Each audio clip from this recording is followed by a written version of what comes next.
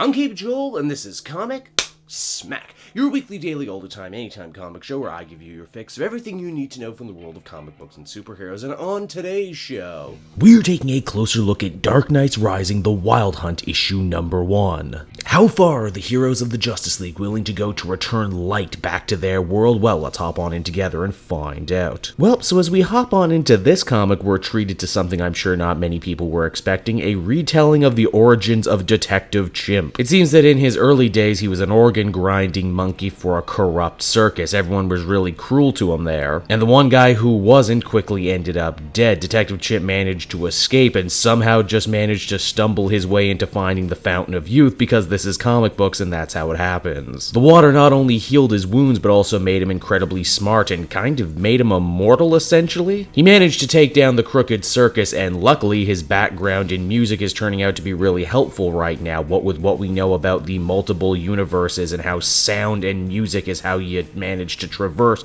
the rims of the multiverse. Detective Chimp's not alone in trying to crack this case either. He's joined by Dr. Morrow, Dr. Magnus, Dr. Savannah, basically a killer's row of DC super scientists. Their ultimate goal is to advise Flash, Cyborg, and Raven after the end of their tie-ins on how to best pilot the Ultima Thule, aka an anti-monitor ship that surfs the waves of music in the multiverse, all in an attempt to try and find, get this, a baby universe, a place made of pure light that they're hoping to use to bring the light back to their own universe. This is a lot easier said than done, not just because it's hard to fly an anti-monitor ship, but also because the Batman Who Laughs and the rest of the Dark Knights are on their tail. I gotta admit, we're actually treated to some pretty cool matchups this issue, and our heroes aren't nearly as outclassed as you might believe. The Dawnbreaker Batman, who as we now know controls shadows, tries to use them against Raven. But the Daughter of the Devil is having absolutely none of this and proves that she can actually do Dawnbreaker's power better than he can. It's also made a solid point of in this issue that the Dark Knights, even though they're working together, don't exactly like one another or trust one another. I mean, that comes with the territory when you kill all your friends on your own Earth. Eventually, though, our heroes do manage to find their way to a baby universe, and Flash is able to open up the floodgates and let a bunch of light in. This actually does something rather interesting to Red Death when it hits him. It ends up purging the evil Bruce Wayne from that berry, which means he's essentially back to himself now and back to being a good guy. Red Death, or Gold Death I guess you could call him now because he's not red anymore, decides to help Barry fight off the other bad guys. Why, in an act of penance, he even offers to stay behind and cover the rest of the heroes as they escape. Wow, what a good dude. Oh, but in a series that has been so defined by our heroes losing at every turn, of course the Batman Who Laughs planned for this. After all, Red Death was only half a Batman, and so he was only ever told half the plan. You see, this whole time our heroes have actually been trailing dark energy around with them. The bad guys were hoping they would go to the center of the universe and further spread the dark corruption. Red Tornado wakes up just in time to be way too late to tell all the super scientists about this, and now they really know just how boned they truly are. This would mean that no help and no hope is coming from any of the other 52 Earths out there in the multiverse.